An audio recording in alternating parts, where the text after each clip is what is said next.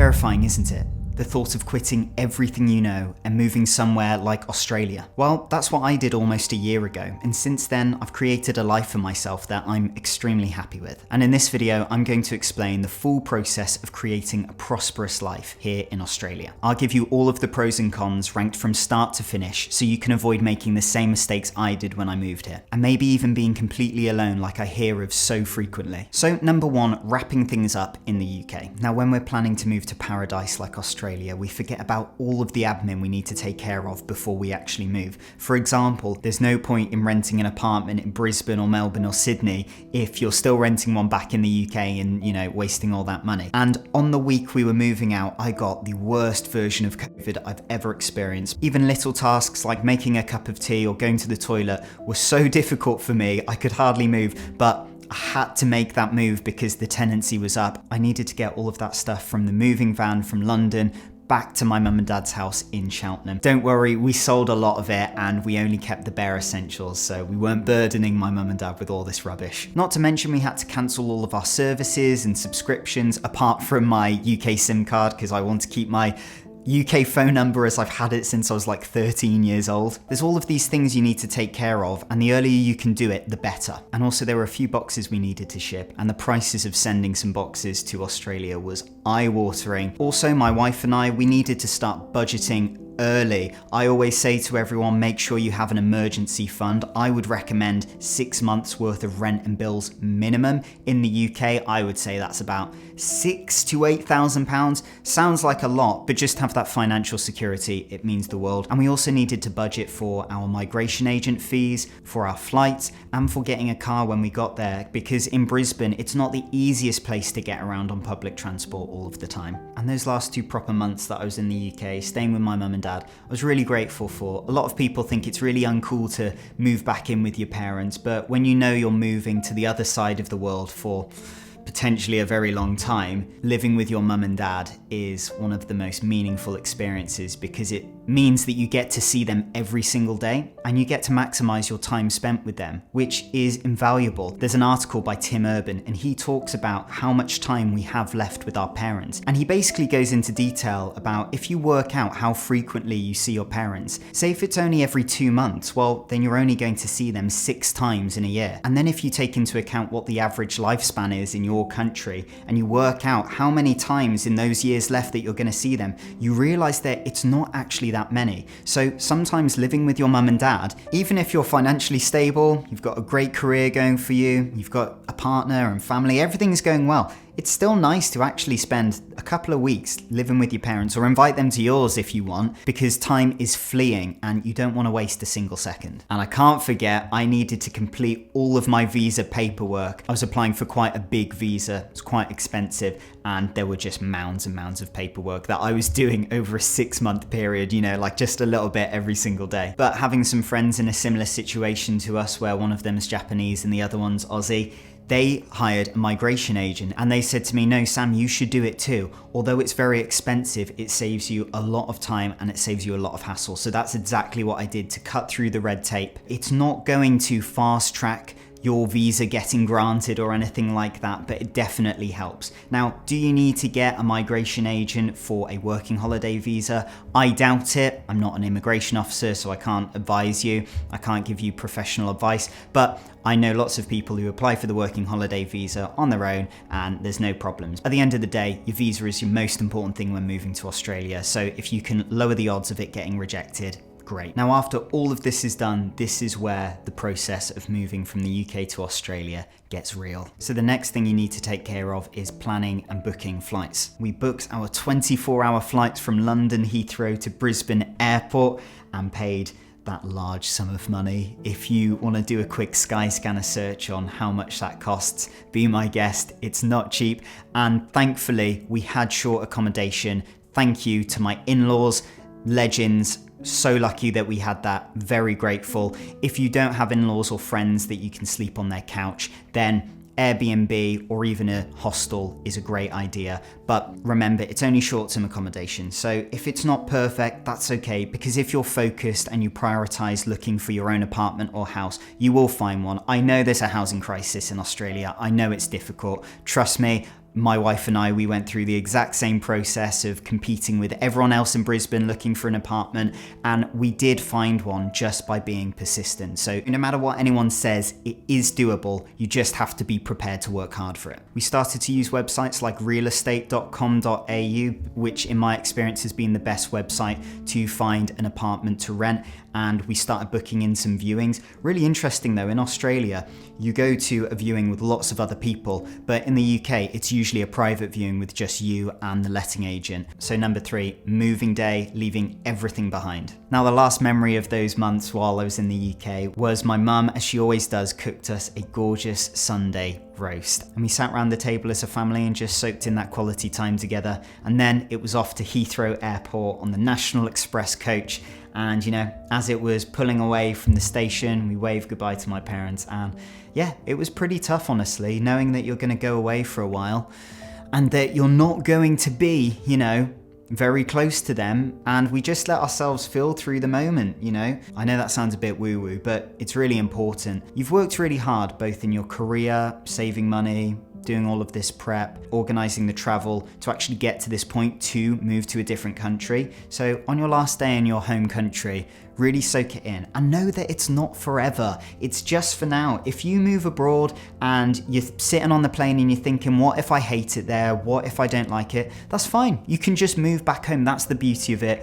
Thankfully, we live in a world where air travel is super accessible. It might not be super cheap, but it's super accessible, and so you can always move back home if you need to. As we were driving through Cheltenham town centre, I was taking a mental snapshot of everything, where I grew up as a teenager, would go to Primark with my friends and then the cinema. And it's really important that you don't try to overcompensate. Just be mindful and present in the moment of how you're feeling. It's okay to feel sad. It's okay to cry. It's okay to feel excited. If you don't feel emotions of sadness and it is just pure excitement, that's okay as well. You don't need to feel guilty. Most people who move abroad, they do get teary, but if that's not you, that's okay. Whatever you feel, it's all right. Just focus on getting yourself comfortable in whatever vehicle you're in, and especially on the flight, you want to maximize comfort. But then 24 hours later, and I think probably only like 2 hours of sleep and starting to feel the jet lag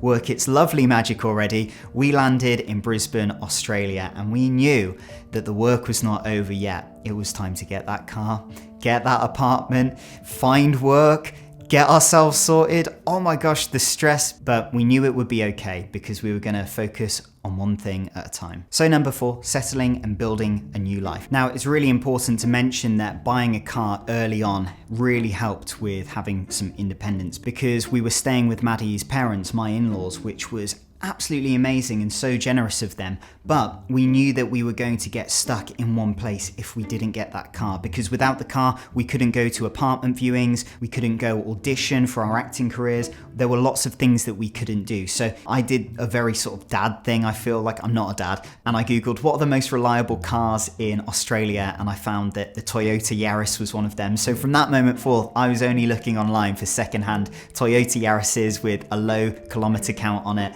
and we found a great little green one that we bought. Now, thankfully, because my wife is Australian, I started socializing naturally with her family, with her friends, making new friends through them, and that was really good. But not everybody has a family and a network when they move here, so I would highly recommend platforms like Meetup, Facebook, and Eventbrite to find like-minded people and to find events and clubs that you are genuinely interested in. Now, I still haven't got a lot of friends here, even after a year, because honestly, I've been prioritizing work and paying my rent, paying my bills, and growing my YouTube channel and acting career. So, just being completely honest, I haven't made loads of friends here. It is a slow journey. And also what takes time as well is staying in touch with your relatives and friends back at home. I'm quite close with my family and my UK friends, and so I try to keep in touch with them weekly over FaceTime and Zoom calls, because it's really important to not lose those connections. And the important thing to note here is that I force myself to show up even on the days when I didn't feel like it. Not always do you want to leave the house when you're feeling homesick, or do the work because you've got that pressure of paying the rent and bills. Sometimes it does feel like a mountain on top of you. But if you're intentional and you take a few deep breaths and you focus on one thing at a time, that really helps me to get through it anyway. Even once you're settled, long-term stability in a country so far away from your home can still feel uncertain. And by the way, I actually have a weekly newsletter that's only a 3-minute read, and I pack into it helpful tips of moving abroad and creating a better life in somewhere like Australia. Also, when you subscribe to it, you get my complete guide to moving to Australia for completely free. And honestly, it's something I wish I had when I first moved here. So you can subscribe to that in one click using the link in the description below. Number 5, long-term stability. After a while, homesickness starts to creep in again. The first couple of months, you're just excited. No homesickness at all, at least in my experience.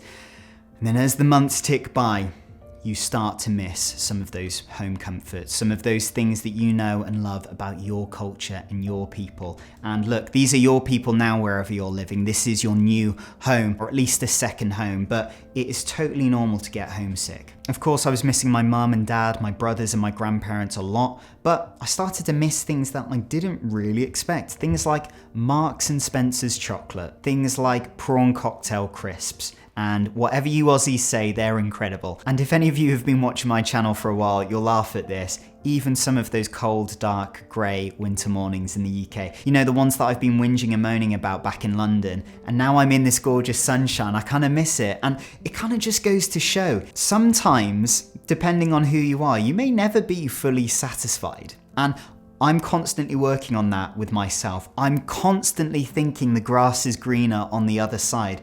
I know it's unhealthy, I know it's not the best thing, but I am being completely honest. I do constantly think, should I be here? Should I be doing this? And as a 26-year-old, you kind of feel that pressure as well. So many directions to go in your life, so many places to live in. I'm so blessed, I'm so grateful. But it can be hard sometimes, so that's a really big thing to take into account, especially if you're moving here with a partner. Now, it's important for me to mention visas, doing your taxes, day-to-day admin tasks like sorting out your Medicare and your bulk billing and things like that. It never gets 100% easier. There's always going to be one little thing on your to-do list that you need to do. Not to say that it's complicated, not to say that it's necessarily time-consuming, but it's just being an adult. And now you're sort of living in between two countries. If you've got citizenship in your home country and you've got a visa in this new country, you are kind of living between the two, and you have to balance certain things. Like doing your taxes is complicated because you might need to submit 2 different types of tax forms to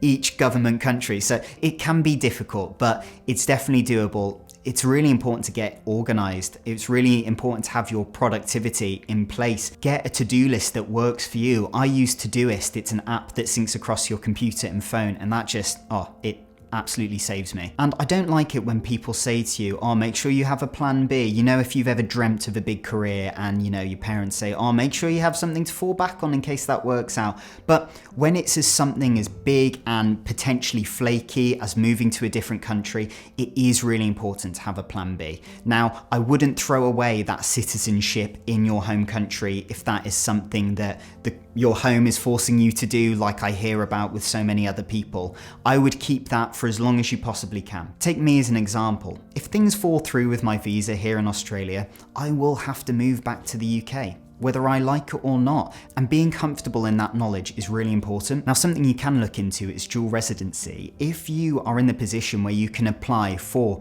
permanent residency in somewhere like Australia, then I think it's a great idea as long as you can afford it and you're willing to put in the time and effort to do the paperwork.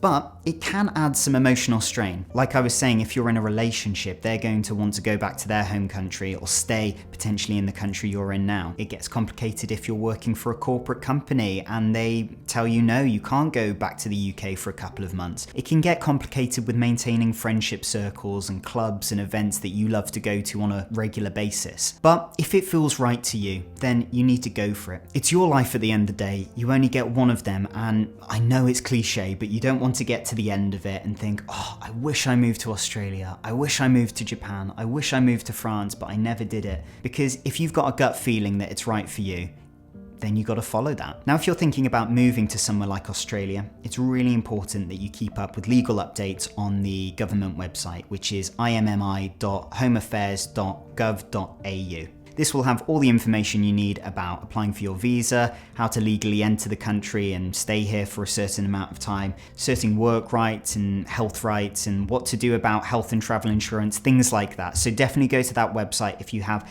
any of those more complicated questions that are way higher than my pay grade. But whatever happens, try not to make huge life decisions in the middle of a crisis. If things are crumbling in your home, in your career, with your finances, then making dramatic life changes aren't necessarily the best path to go down. When you make as big of a decision as moving to Australia or moving across the other side of the world and leaving your family and home country, you want to be in a stable and secure mindset. Of course, you'll probably never feel 100% ready, but you at least want an emergency fund and a good few nights of rest to sleep on the thought and to know, yes, this is what I want to do with my life. Now, you might have listened to my story and thought to yourself, how does a Brit like me get around in Australia?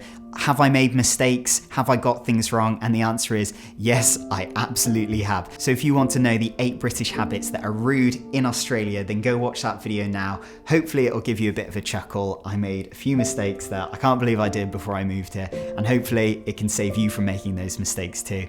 Thank you so much for watching to the end, and I'll see you in the next one.